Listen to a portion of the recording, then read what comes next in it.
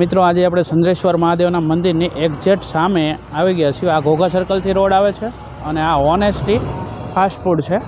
અને અહીંયા આજે આપણે ભાવનગરમાં ઉલ્ટા વડાપાવ, બોમ્બે વડાપાવ અને કંઈક નવી જ વેરાયટીઓ સાથે આજે તમને એક નવી વેરાયટી મારે બતાવવાની છે અને ટેસ્ટ પણ કરીશ ને તમને કહીશ કેવું છે કેવું નહીં। ચાલો તારે મારી સાથે।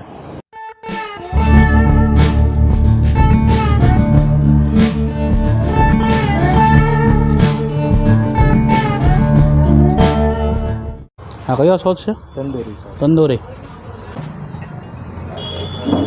આ તંદૂરી સોસ કમ્પ્લીટ લગાડી દીધો। તેની અંદર આવી ગઈ ડુંગળી અને કોબી।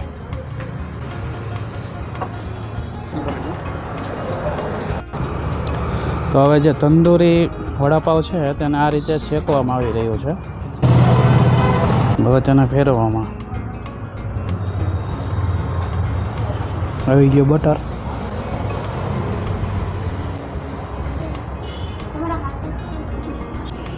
આ ફ્લેવર બોસ છે ને તે છે તંદૂરનો ઓરિજિનલ।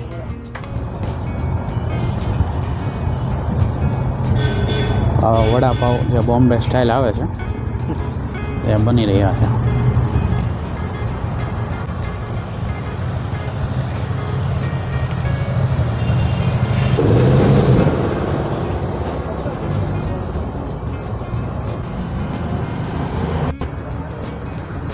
હવે અંદર આવી ગયું વડું, tandoori sauce, white mayonnaise.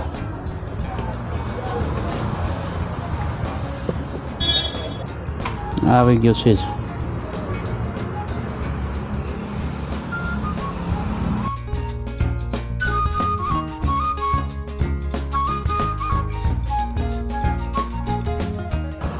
Complete છે તંદૂરી ચીઝ વડાપાવ। બોમ્બે વડાપાવની સાથે જે આપવામાં આવતી પટ્ટી ભજીયા। બોમ્બે વડાપાવ પહેલાં એકચ્યુઅલી અમે લોકોએ કાચા રાખ્યા હતા, સો એના કારણે અહીંયાના લોકોને પાઉં શેક્યા ખાવાની ટેવ છે, એટલે અમે ત્યારથી પાઉંને શેકવા માંડ્યા છીએ। પણ શું છે કે અહીંયાના લોકોને અમારા ઘણા કસ્ટમર એવી રીતના કાચા પાઉં આપતા હતા તો રિટર્ન જતા રહેતા હતા ને ત્યારથી પછી અમે લોકોએ આવી રીતના શેકવાનું સ્ટાર્ટ કર્યું છે, જે બટરમાં શેકાય છે।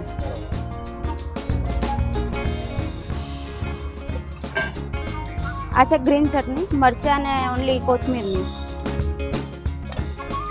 ને આ છે મુંબઈનો કોરો મસાલો। બોમ્બેનો જે મેન કહેવાય કે આ ચટણી ઉપર જ કે હા, ખાલી આ ચટણી વગર મુંબઈના વડાપાવ તમને અધૂરા જ છે। તમે પછી ગમે તે ટાઈપના ખાઈ લો। અને આ મસાલો છે કે જે તમે ઘરે પણ બનાવી શકો છો। એમાં તમારે એક મસાલા બુંદી બનાવવાની રહેશે અને જે એક છે એ તમારી સાદી બુંદી રહેશે। મસાલા બુંદીમાં તમારે આવશે થોડુંક દાળિયા, થોડી સિંગ, એ બધાને ક્રશ કરીને તમારે બેસનમાં નાખી દેવાનું છે।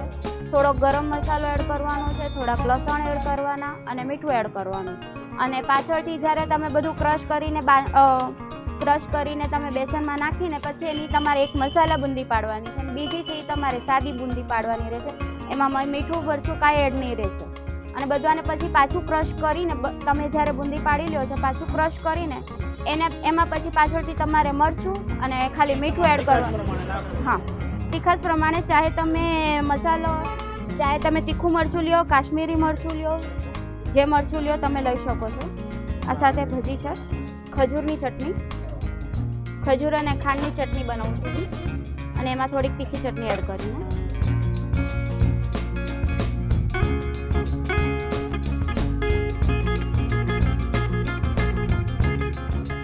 જે છે ગ્રીન ચટણી છે અમારા અંદર, વધારે કંઈ લાંબી પ્રોસેસ નથી, હું કંઈ વધારે વસ્તુ યુઝ નથી કરતી। જે અમારો મુંબઈનો મસાલો છે એ અને અંદર તીખી ચટણી, બસ ઓનલી 2 ઇન્ગ્રેડિયન્ટ।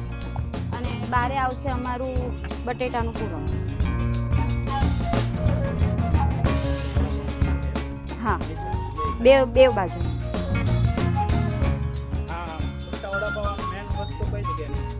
મેન છે એ તમને મહારાષ્ટ્રના નાના નાના ગામડામાં મળી રહેશે ને હવે એમાંથી લોકોએ પોતાની ઓલું કરીને પોતાની રીતે કર્યું છે।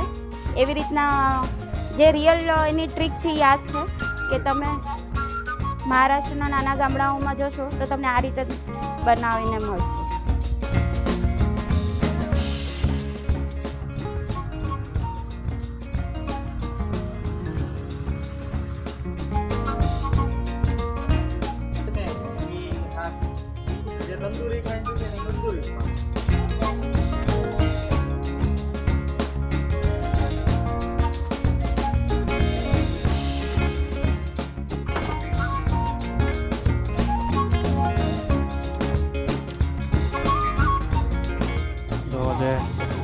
વડાપાવ છે ને એ કમ્પ્લીટ થઈ ગયા છે.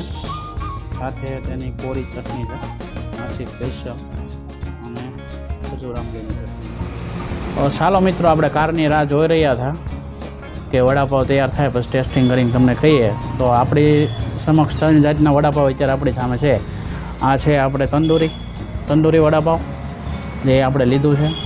આ છે રેગ્યુલર બોમ્બે વડાપાવ, અને આ છે ઉલ્ટા વડાપાવ, તે પણ આપણે લીધું છે. તો પહેલાં આપણે તંદૂરી ટેસ્ટ કરીને તમને કહીએ કઈ રીતની. જોયામાં તમને અંદર મસાલો આખો અલગ હતો, અંદર કોબી ડુંગળી બધું નાખ્યું, પછી એને કોલસાની અંદર આખો શેકવામાં આવી, એકદમ ગરમ છે. ટેસ્ટ કરીએ.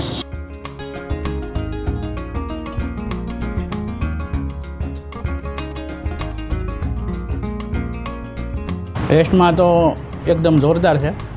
ખાસ કરીને અંદર જે માયોનીઝ ચીઝ નાખેલું છે, રેગ્યુલર ચીઝ નાખેલું છે, અને બટેટાનું સ્ટફિંગ છે, અને સ્ટફિંગની અંદર જે સ્વાદ છે તે પ્યોર જે હોમમેડ ચટણી બનાવેલી છે ભૂમિકા બેને, તેનો ખૂબ સારો ટેસ્ટ છે. વડાપાવ એકદમ જોરદાર છે, અને ભાવનગરમાં આવું વડાપાવ મેં નથી શાક્યું કે એકવાર જો ભાવનગરમાં તમે હો તો એકવાર આવીને ટેસ્ટ જરૂર કરજો. હું તમને એક બીજું પણ વડાપાવ ટેસ્ટ કરાવું. આ છે ઉલ્ટા વડાપાવ. આને બે સાઈડ સ્ટફિંગ આવે છે, અને વચ્ચે આ કોરી ચટણી આવે છે, જે આ ચટણી છે બોમ્બેની તે. એ પણ આપણે ટેસ્ટ કરીએ.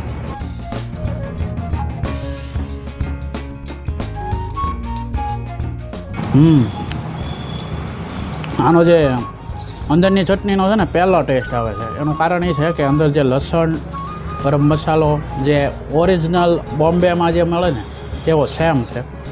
ફૂલ પૈસા વસૂલ છે. તમને ભાવપત્રક મેં અગાઉ બતાવી દીધું છે. એ છતાં તમે એકવાર અહીંયા આવી ટેસ્ટ કરો, ખૂબ મજા આવશે.